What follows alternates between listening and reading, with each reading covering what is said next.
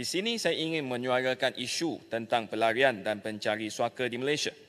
Menurut kepada Pesuruhjaya Tinggi untuk Pelarian Pertubuhan Bangsa-Bangsa Bersatu UNHCR, sehingga November 2022 dilaporkan sekitar 182,990 orang pelarian dan pencari suaka yang berdaftar dengan UNHCR di Malaysia dengan majoriti berasal dari Myanmar.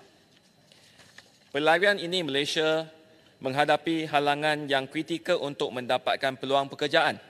Pada masa ini, kerajaan di bawah Majlis Keselamatan Negara MKN jelas tidak membenarkan pelarian atau pencari suaka untuk bekerja di semua sektor di Malaysia termasuk sektor perladangan.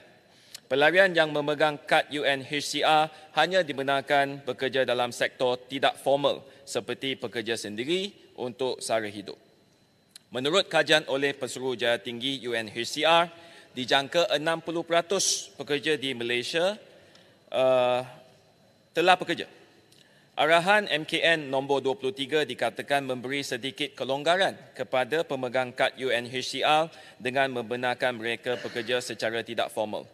Pekerjaan tidak formal di mana menjadikan pelarian terdedah kepada risiko eksploitasi yang tinggi, termasuk penderaan lisan dan fizikal oleh majikan, separa atau tidak membayar gaji dan kekurangan perlindungan dalam persekitaran kerja berisiko tinggi.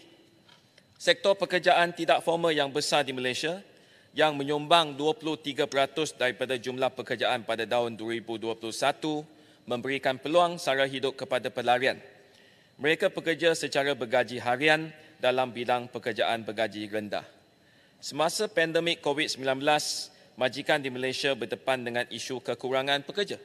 Selain itu, Indonesia juga menghentikan sementara semua proses berkaitan pengambilan pekerja dari negaranya di semua sektor pada Julai 2022, tetapi secara kontradiksi, pelarian tidak dibenarkan bekerja secara rasmi di negara ini kerana Malaysia bukan penandatangan Konvensyen Pelarian 1951 serta tidak mengiktiraf status pelarian, menyebabkan mereka dianggap sebagai pendatang asing tidak berdokumen.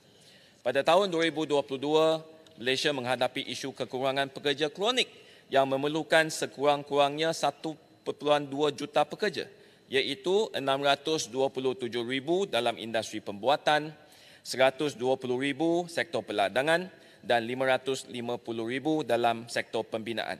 Dan isu tersebut telah dibangkitkan tetapi tiada cara penyelesaian yang jelas pada masa itu.